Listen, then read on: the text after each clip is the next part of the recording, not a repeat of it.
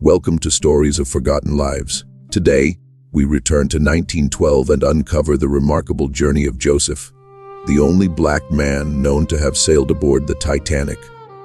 For decades, his voice remained buried until his story finally broke through the silence 83 years later.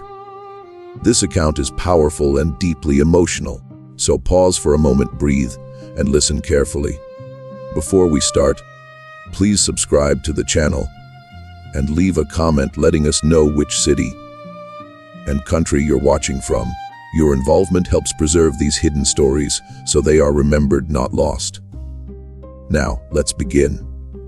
On the night of April 14, 1912, the largest ship ever constructed was racing across the North Atlantic at full speed. The sea was calm, the sky was clear, and over 2,000 people slept peacefully, unaware that within hours, most of them would perish. Among those passengers was a man whose story would stay concealed for nearly a century. His name, Joseph Philippe Lemercier Laroche. He was 25 years old, a trained engineer who spoke 3 languages fluently, and he was the only black man traveling on the RMS Titanic. Yet you've never heard his name in any film. You've never seen his face in any documentary. For 83 years, the world forgot he ever lived. Until his daughter, at age 84, chose to end the silence and reveal what truly happened that night. This is a tale of love, racism, sacrifice, and a promise never fulfilled. And it begins not aboard a ship, but on a small Caribbean island, in a house that smelled of coffee and sea salt. Joseph was born on May 26, 1886 in Cap Haitian, a coastal city in northern Haiti. At that time, Haiti was still recovering from decades of political turmoil. But Joseph's family stood apart. They were not poor nor struggling. His father was a former military officer with government ties. His mother, Eugenie, came from a respected Haitian elite family. They lived in a house with wooden shutters and a garden full of tropical flowers. Joseph grew up hearing French spoken at the dinner table. His parents deeply valued education. They believed knowledge was the one thing no one could ever take from you. From a very young age, they saw something special in their son. Joseph was curious, asking endless questions, wanting to understand how things worked. He would take apart old clocks just to examine the gears inside. He would watch ships arrive at the port and wonder how something so heavy could float. His mother noticed this.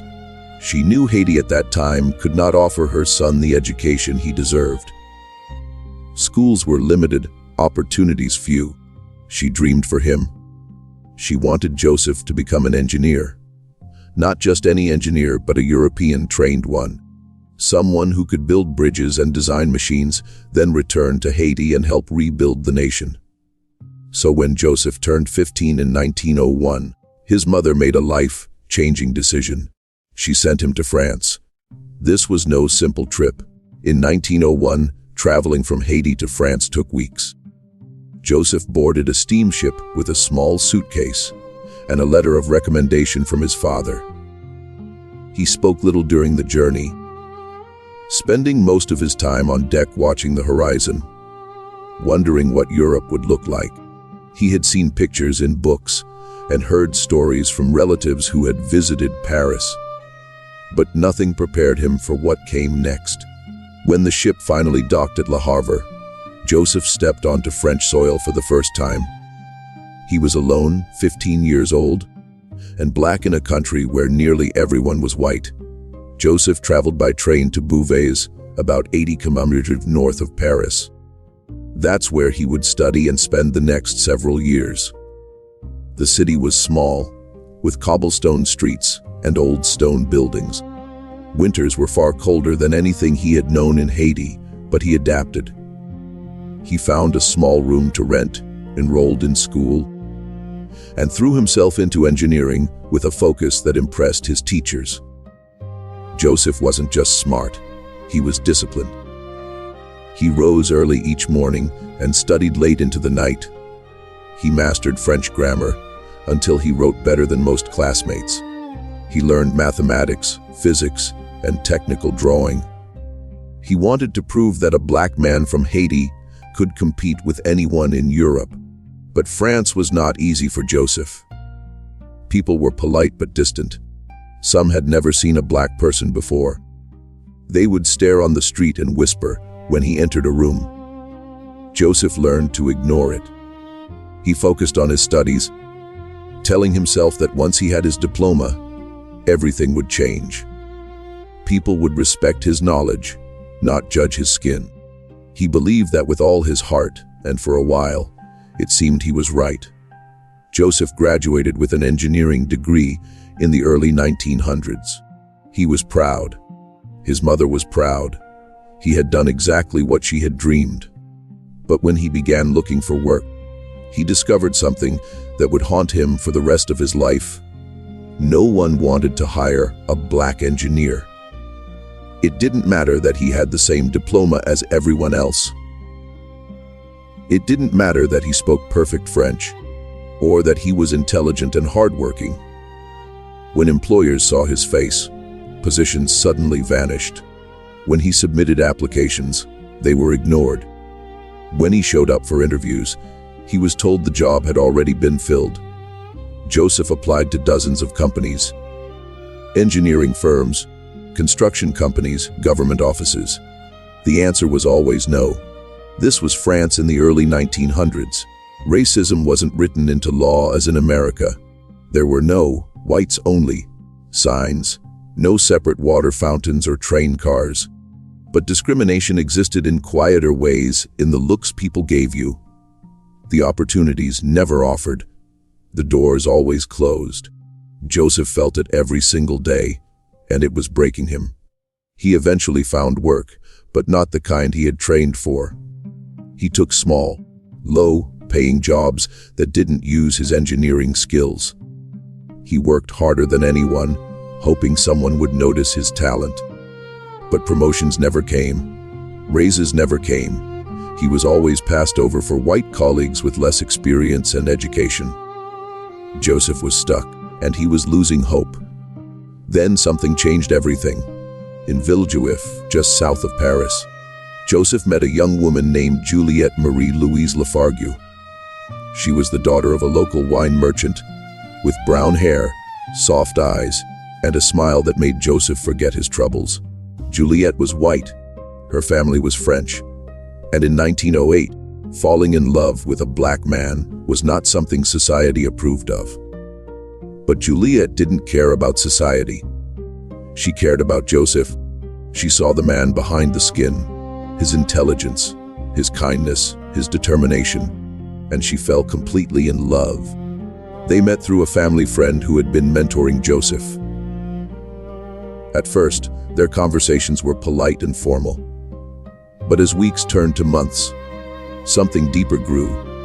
Joseph would visit Juliette's home. They took walks through the streets of Villejuif, talking about books, dreams, and the future.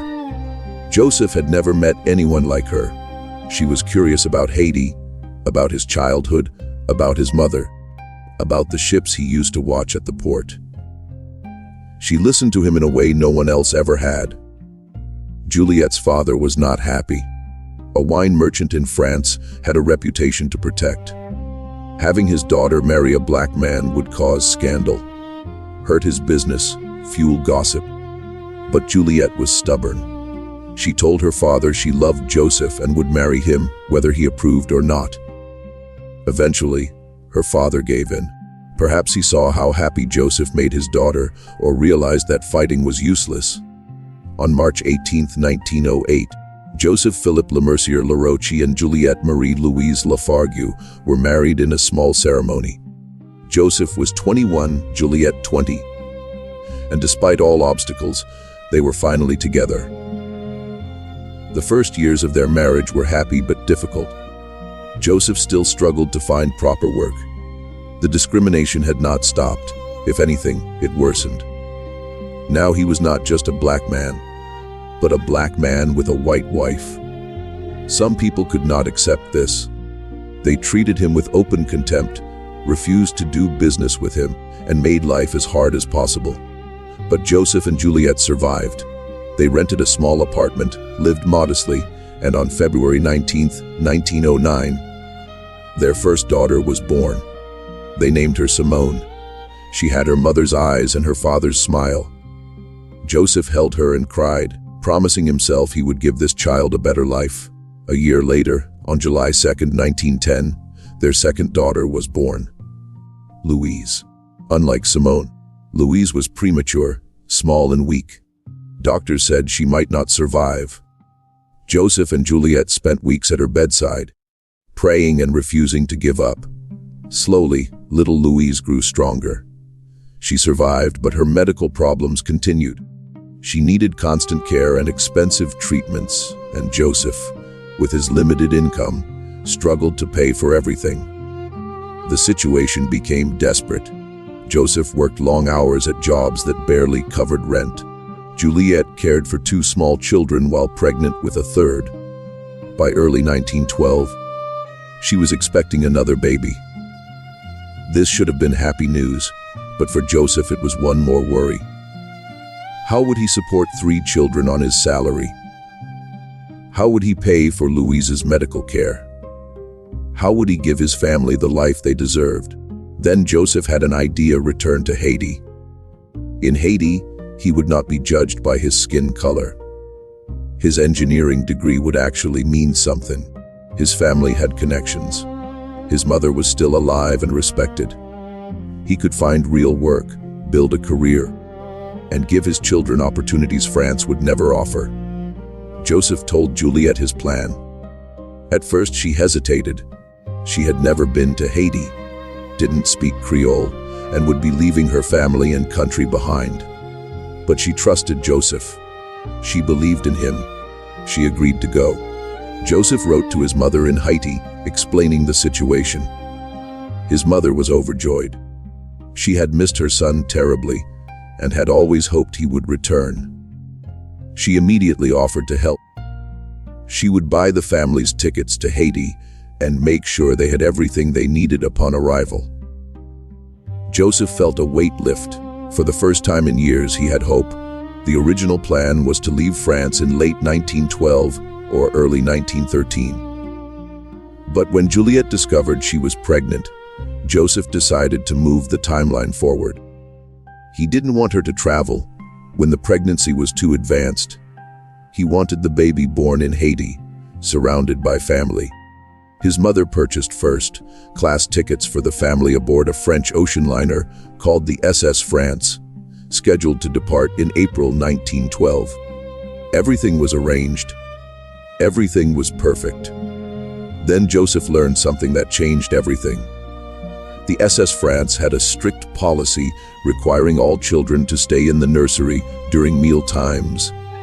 They were not allowed to dine with their parents. Joseph found this unacceptable. Simone was 3, Louise not even 2. They were babies. He could not imagine leaving them with strangers while he and Juliette ate in some fancy dining room. It went against everything he believed as a father. He wanted to be with his daughters, to see their faces when they tried new foods, to hold Louise if she got scared. Joseph refused to accept it. He went to the ticket office, asked for a refund, and started looking for another ship. That's when he found out about the Titanic. The RMS Titanic was the largest ship in the world, brand new, making its maiden voyage from Southampton to New York. Everyone was talking about it. Newspapers called it unsinkable, a floating palace with luxuries no other ship could match. First-class passengers would have a gymnasium, swimming pool, Turkish baths, and restaurants rivaling the finest in Paris. Even second-class accommodations were said to be better than first class on other ships. Most importantly, the Titanic did not have the same restrictive policies about children. Joseph could dine with his daughters and spend time with them during the voyage. He could be the father he wanted to be. Joseph exchanged the first-class tickets on the SS France for second-class tickets on the Titanic. The family would board at Cherbourg, France, on April 10, 1912. sail to New York, and from there take another ship to Haiti. It was a longer journey, but Joseph didn't mind. He was excited. He was finally taking his family home. The days before departure were busy. Juliette packed. Joseph made arrangements for their apartment, said goodbye to a few friends, and wrote letters to relatives in Haiti. Simone and Louise were too young to understand, but they could sense the excitement. Their father was smiling more. Their mother was singing as she folded clothes. Something wonderful was about to happen. On the morning of April 10th, 1912, the Laroche family traveled to Cherbourg by train. Cherbourg was a port city on France's northern coast, famous for its deep harbor. The Titanic was too large to dock at the pier, so passengers were ferried to the ship on smaller boats called tenders. Their tender was the SS Nomadic, a sturdy little white vessel with the White Star Line flag flying from its mast. Joseph carried Louise in his arms as they boarded. Simone held her mother's hand, looking around with wide eyes. Dozens of other passengers spoke different languages and wore expensive clothes. Some looked at the Laroche family with curiosity, some with something else. Joseph noticed. He always noticed, but he did not let it bother him. Not today. Today was the start of a new life. As the tender approached the Titanic, Joseph saw the ship for the first time. He stopped breathing. It was enormous, unlike anything he had ever seen. The hull rose from the water like a black iron wall, stretching so high he had to tilt his head back to see the top. 4 massive smokestacks pointed skyward in the White Star Line's distinctive buff yellow with black tops. The ship was longer than any building Joseph had entered. It looked permanent, invincible, like something that could never, ever sink. The tender pulled alongside, and passengers climbed a gangway to the second-class entrance. Joseph helped Juliette, who was visibly pregnant. He carried the sleeping Louise. Simone walked between her parents, clutching her favorite doll. The family stepped onto the Titanic at approximately 6:30 in the evening. The sun was setting. The ship's orchestra played somewhere in the distance, and Joseph Laroche, the only black man on board, took a deep breath and smiled. They had made it. Their cabin was on Deck E in second class. Small but comfortable, with 2 beds, a wash basin, and a porthole looking out to the ocean. White painted walls, clean linens. Compared to their apartment in France, it felt almost luxurious. Juliette sat on the bed and exhaled. The journey had been exhausting. The pregnancy made her tired. But she was happy. She looked at Joseph and reached for his hand. That first night, the family ate dinner together in the second-class dining saloon. The room was beautiful, oak-paneled walls, white tablecloths, crystal glasses. Waiters in crisp uniforms moved between tables, serving course after course. Simone was fascinated. Louise slept in her mother's arms. Joseph ordered food he'd never tried before and laughed at something Juliette said. For a few hours, he forgot the discrimination and struggles. He was just a father having dinner with his family on the most famous ship in the world. But not everyone was welcoming. Some passengers stared at the Laroche family. A black man with a white wife and 2 mixed-race children was an uncommon sight in 1912. Some whispered, some pointed. Joseph heard fragments of conversation, words meant for him to hear, but which he understood perfectly. He pretended not to notice. He focused on Juliette and his daughters. He refused to let anyone ruin this moment. Over the next few days, they settled into a routine. Joseph would wake early and walk the deck, breathing the salt air, watching the endless ocean. Juliette would stay in the cabin with the children, reading, playing games, resting. They met for meals and talked about Haiti. Joseph told Juliette about the beaches, the mountains, the house where he grew up, the food his mother used to make, the sound of drums during carnival.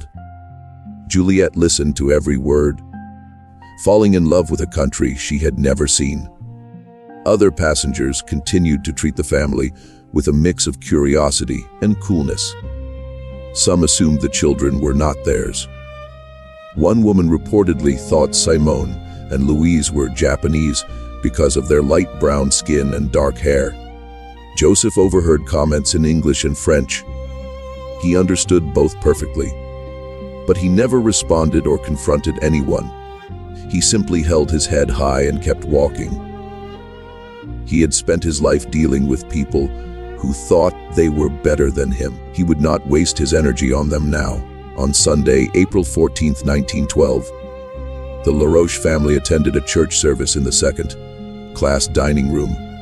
A brief, non-denominational service led by the ship's captain, Edward Smith.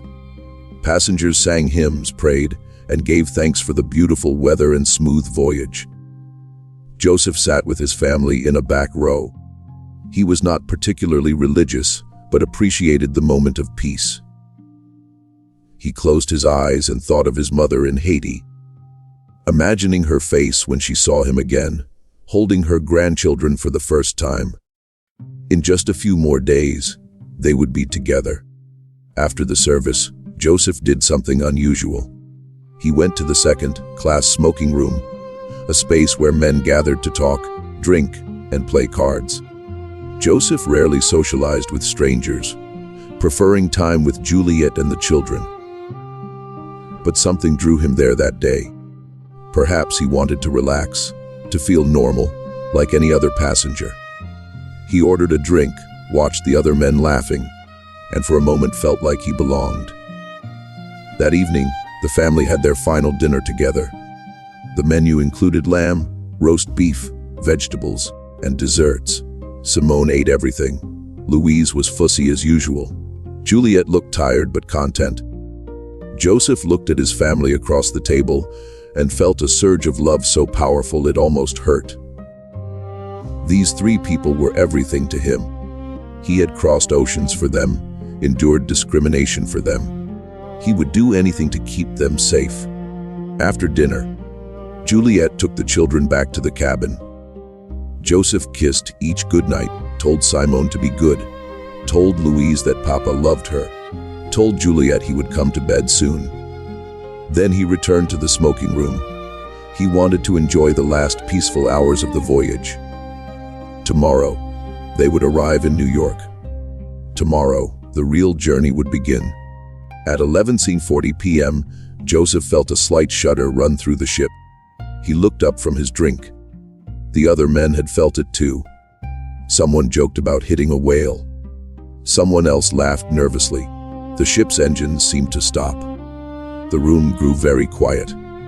Joseph stood up. Something was wrong. He could feel it in his bones. He walked out of the smoking room onto the deck. The night was freezing cold, the stars incredibly bright. Scattered across the deck were pieces of ice, small chunks like broken glass, glittering in the light from the ship's windows.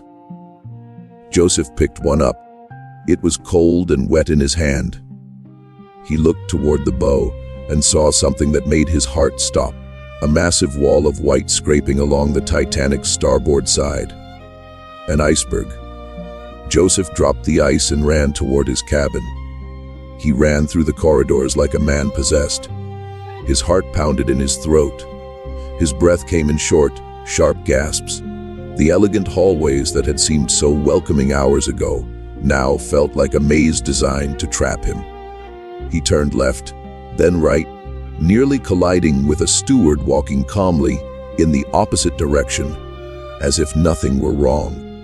The steward was young, maybe 20, with a pale face and crisp white uniform. He told Joseph there was nothing to worry about. The ship had struck some ice, but everything was under control. Passengers should return to their cabins and wait for further instructions. His voice was steady, his hands not shaking.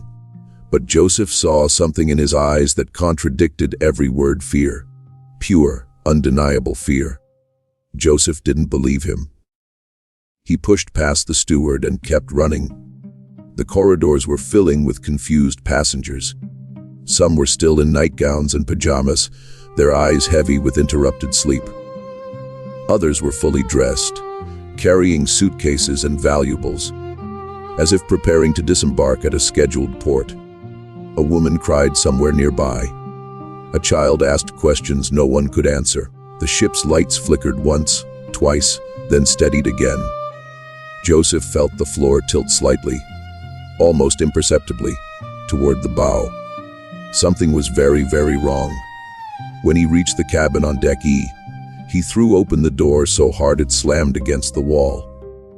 Juliette sat up in bed, eyes wide with confusion and the beginnings of terror, her hands pressed against her pregnant belly. The children were still asleep. Louise curled up with her thumb in her mouth. Simone sprawled across her mattress with her favorite doll clutched to her chest. The impact had been so gentle, so deceptively mild. It had not even disturbed their dreams. Juliette asked Joseph what was happening. Her voice was calm, controlled, the voice of a woman trying hard not to panic. But Joseph could see fear forming behind her eyes and her hands trembling as she pushed the blankets aside. He told her to get dressed, to dress the children warmly, to come up to the deck immediately. He didn't explain why. There was no time. Juliette moved quickly.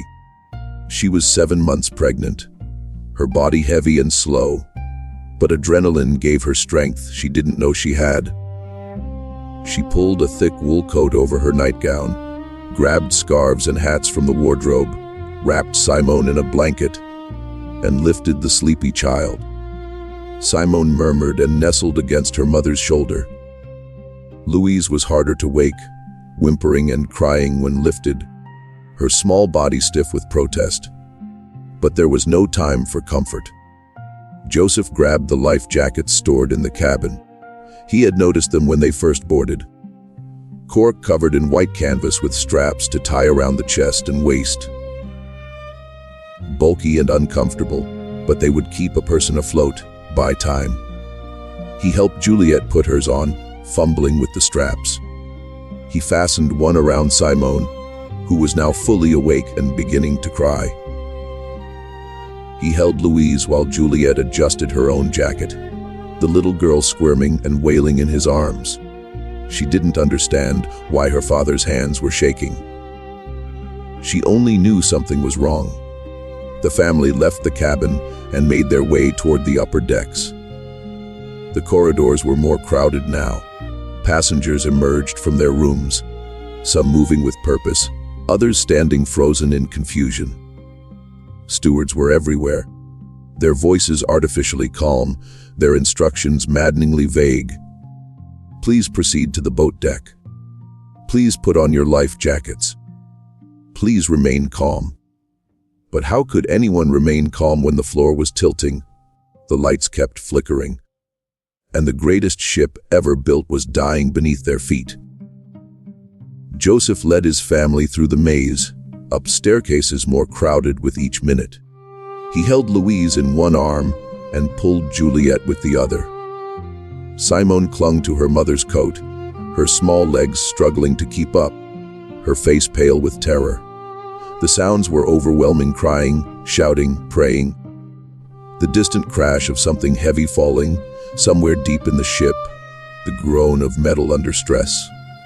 And beneath it all, a horrible subtle sound that Joseph would remember forever: water rushing. Pouring, unstoppable water flooding into the lower decks. When they finally reached the boat deck, Joseph understood the full scope of the disaster. The deck was chaos. Hundreds of passengers gathered near the lifeboats, pushing, shoving, crying, praying. Officers in white uniforms shouted orders no one seemed to hear. Crew members struggled with ropes and pulleys. Women screamed for their husbands. Children cried for their parents. The cold was brutal, far worse than anything Joseph had experienced in France. The temperature was below freezing. Every breath felt like swallowing ice.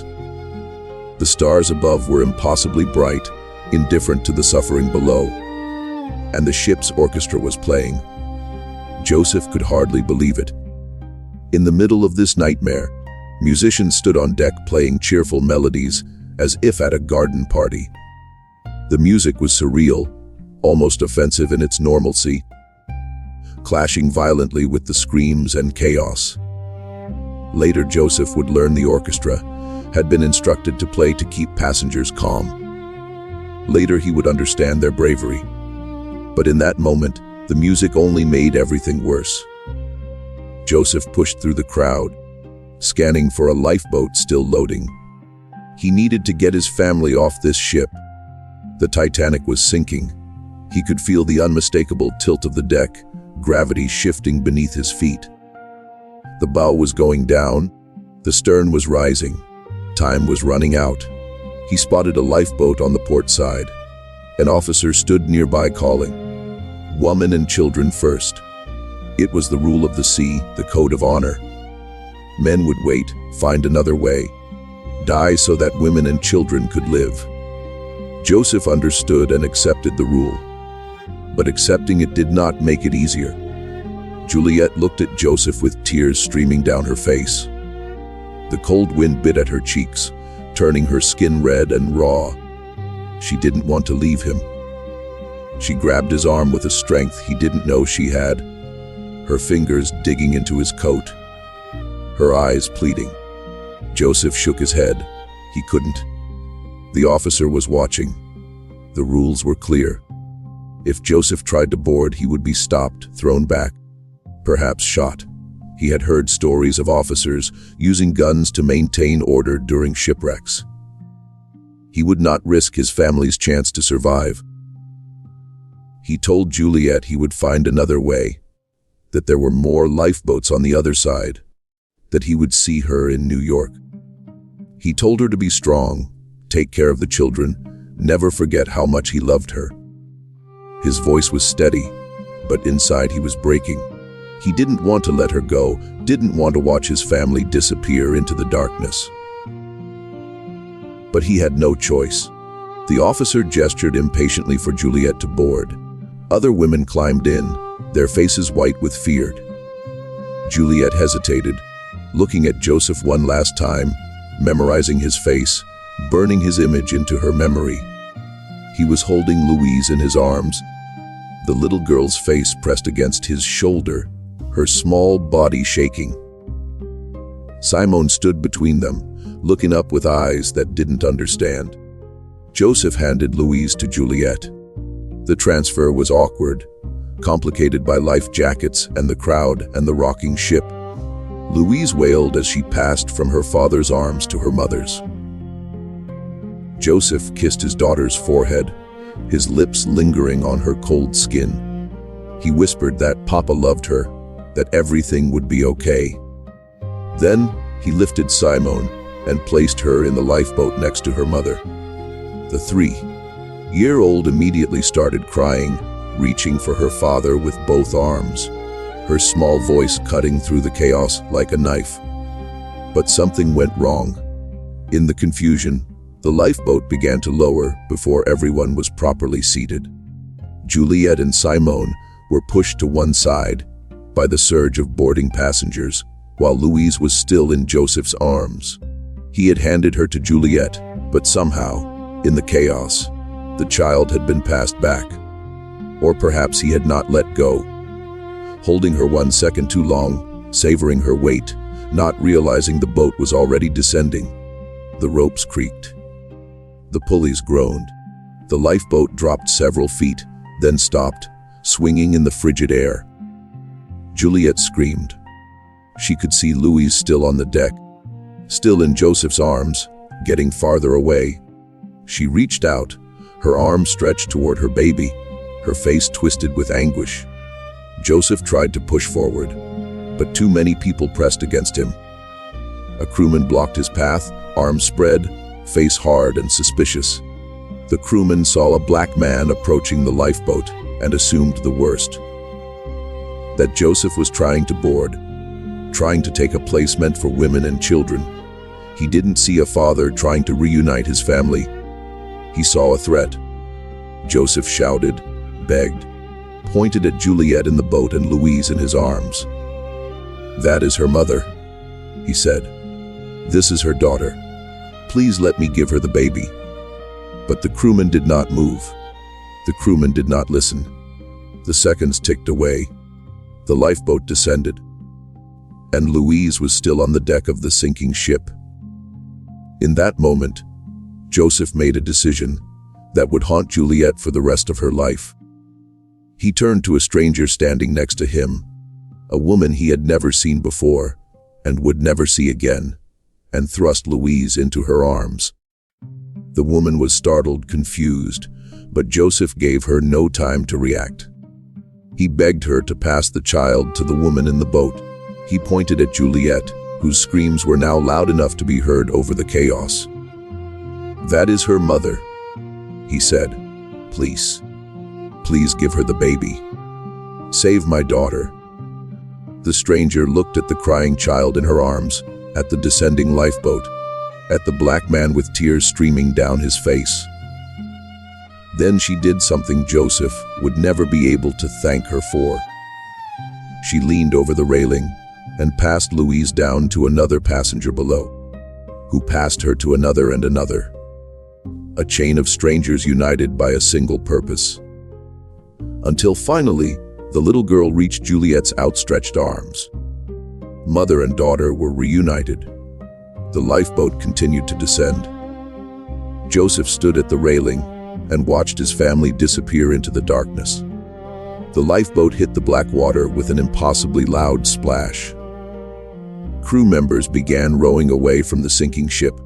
Joseph could see Juliette's face growing smaller in the dim light. Their eyes met across the distance.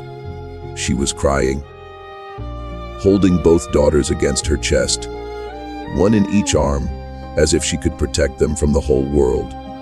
She mouthed something. He couldn't hear the words over the wind and chaos, but he understood. She was telling him she loved him, to survive, to find a way. Joseph raised his hand in a final wave. He tried to smile. He wanted her last memory of him to be a smile. Brave, strong, hopeful. He didn't want her to see the terror in his heart, or know that he had already accepted his fate. The lifeboat vanished into the darkness, and Joseph was alone. He did not move for a long time. He stood at the railing, gripping the cold metal, eyes fixed on where the lifeboat had disappeared. The Titanic listed badly now, tilting forward at an angle that made standing difficult. Water poured into the lower decks through gashes in the hull. The bow sank, the stern rose. The great ship was dying, and nothing could save it. Around Joseph, chaos continued. Passengers ran in every direction, searching for lifeboats that were already gone. Officers fired guns into the air, trying to maintain order. Men jumped into the freezing water, preferring a quick death to slow agony. The orchestra had stopped playing. The lights flickered more frequently. The screams of the dying filled the air, like a symphony of despair. Joseph walked back toward the second-class smoking room. He didn't know why. Perhaps he wanted somewhere familiar, away from the crowds and screaming. Perhaps he needed a moment to think, to process, to accept. The smoking room was nearly empty. A few men sat at tables drinking whiskey, playing cards, waiting for the end. They had accepted their fate. They knew there were not enough lifeboats, that the water was freezing, that even if they jumped they wouldn't survive more than a few minutes. So they sat, drank, and waited. Joseph sat down in the same chair he had been in just 2 hours before. The same chair where he had dreamed of Haiti. Imagined his mother's face when she saw him again. He thought of Juliette Simone, Louise, and the baby Juliette was carrying, the child who would never know its father. He thought of his mother in Haiti, who would receive a letter telling her son was dead. He thought of all the things he would never do, the places he would never see, the moments he would never share. He thought of the life he had lived. 25 years of struggle, discrimination, fighting for every opportunity. He had left Haiti as a boy, crossed an ocean for an education, studied harder, and worked longer than anyone, and still it had not been enough. The color of his skin had followed him everywhere, closing doors, denying chances. He had loved and been loved. He had married a woman who saw past his color, fathered 2 beautiful daughters, and was expecting a third. He had tried so hard to build a good life, and now it was ending on a sinking ship in the middle of the Atlantic. Joseph closed his eyes. He imagined Juliette in the lifeboat, holding their daughters close, being rescued, arriving in New York, traveling to Haiti, starting a new life without him. He imagined his children growing up, going to school, falling in love, having children of their own. He hoped she would find happiness and peace, that she would tell their children about the father who had loved them more than life itself. At 20:20 a.m. on April 15, 1912, the RMS Titanic broke apart and sank beneath the waves of the North Atlantic. The sound was unlike anything survivors had ever heard. A deep groaning roar as the ship tore in two. A thunderous crash as the bow plunged into the depths. A moment of eerie silence as the stern rose vertical, pointing at the stars like a dark finger accusing the heavens. Then the screams. Hundreds and hundreds, as more than 500 people were plunged into water so cold it stopped their hearts within minutes. Joseph Philippe Lemercier Laroche was among the dead. His body was never recovered. The lifeboats drifted in the darkness for hours, surrounded by the cries of the dying. Passengers huddled together for warmth, bodies shaking with cold and shock. Some prayed, some wept, some stared into the darkness with empty eyes. The screams gradually faded as the cold claimed its victims. Within an hour, there was only silence. A terrible, absolute silence that seemed to swallow the whole world. Juliette held her daughters close throughout the night. She did not sleep or speak, simply held Simone and Louise against her body, trying to keep them warm and alive. Her eyes never left the horizon. She kept hoping to see Joseph in another lifeboat, telling herself he had found a way to survive. He was smart, resourceful. He had promised they would meet again in New York. Joseph had never broken a promise. But as hours passed, hope faded. Other lifeboats came together, sharing survivors and information. No one had seen Joseph. No one had seen a black man in any of the boats. Juliette's heart sank. Her husband was gone. The father of her children was gone. The man she had loved since she was a young girl was at the bottom of the Atlantic. Around 4:00 a.m., survivors saw lights on the horizon. A ship was approaching, the RMS Carpathia, a Cunard liner that had received the Titanic's distress signal and changed course immediately. Racing through the night at full speed through the same ice field. The Carpathia's captain had pushed his ship to its limits, arriving in just over 3 hours. His decision saved hundreds. The Carpathia began picking up survivors from the lifeboats. Rope ladders were lowered. Crew members pulled freezing passengers aboard. Some survivors were so weak they had to be carried. Some were unconscious. Some were children separated from their parents forever. Juliette and her daughters were among the 706 survivors rescued by the Carpathia. When Juliette climbed aboard, she immediately searched for Joseph, walking through crowds, scanning every face, calling his name. She asked officers if they had seen a black man, describing him in detail: his height, his clothes, the engineering books he always carried, his smile. No one had seen him. No one could help her. As the Carpathia completed its rescue and turned toward New York, Juliette's hope died completely. She sat on the deck surrounded by crying widows and traumatized children, and accepted that her husband was gone. The Carpathia arrived in New York on the night of April 18, 1912. More than 30,000 people waited at the pier, reporters with cameras, family members holding photographs, curious onlookers hoping to glimpse history. Rain fell, a cold drizzle matching the crowd's mood. Juliette walked down the gangway with Simone in one hand and Louise in the other. She was 25 years old, 7 months pregnant, a widow utterly alone. Charitable organizations took her in. The Women's Relief Committee provided money and clothes. The French consul helped with paperwork and translation. Everyone was kind and sympathetic. But kindness could not bring Joseph back. Sympathy could not fill the empty space beside her. Juliette stayed in New York for several weeks, waiting and hoping, refusing to leave in case Joseph was somehow still alive. But no news came. Finally, she decided she would not stay in America, nor go to Haiti. She would return home to France, to her family, to the only place where she might find some peace. In May 1912, Juliette and her daughters boarded another ship and sailed back across the Atlantic. The journey was a nightmare. Every creak of the hull made her flinch. Every swell made her think of that night. Simone had screaming nightmares. Louise cried constantly, sensing her mother's grief. By the time they reached France, all three were broken. Juliette's family welcomed her with open arms. Her father held her while she wept.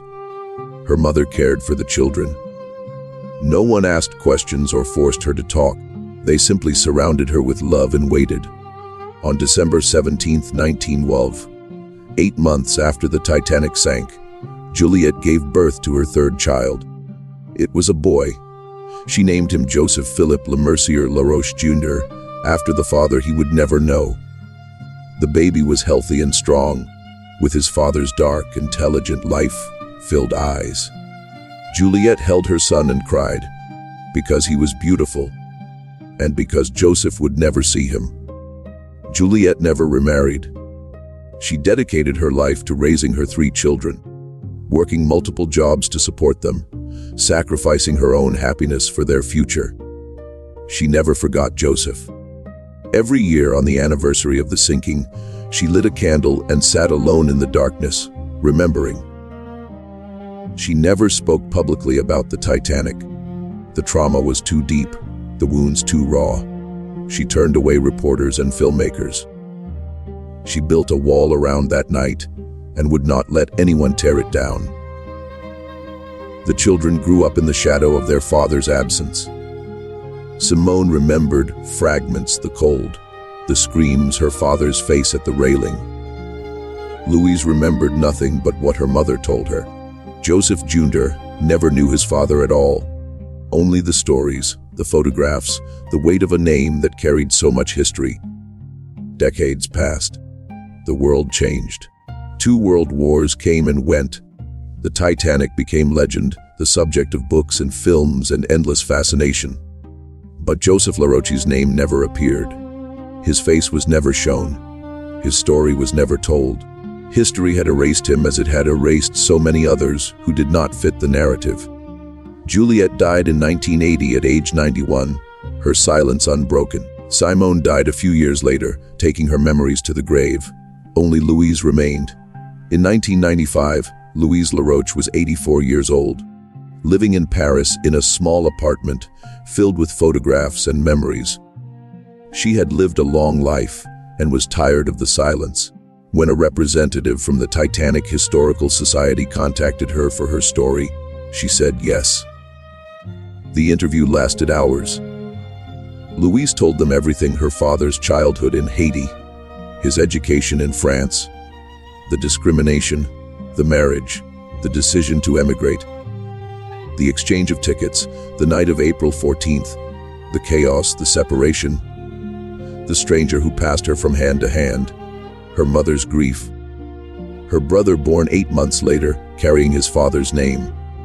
For the first time in 83 years, the world heard the story of Joseph Philippe Lemercier Laroche. Louise died on January 28, 1998, at age 87. She was one of the last survivors of the Titanic. But before she went, she ensured her father would never be forgotten again. Today, Joseph Laroche's name appears in museums. His photograph hangs in exhibitions, His story is taught in schools. He is no longer invisible. He is no longer erased. He was a father who loved his family. He was a man who fought injustice.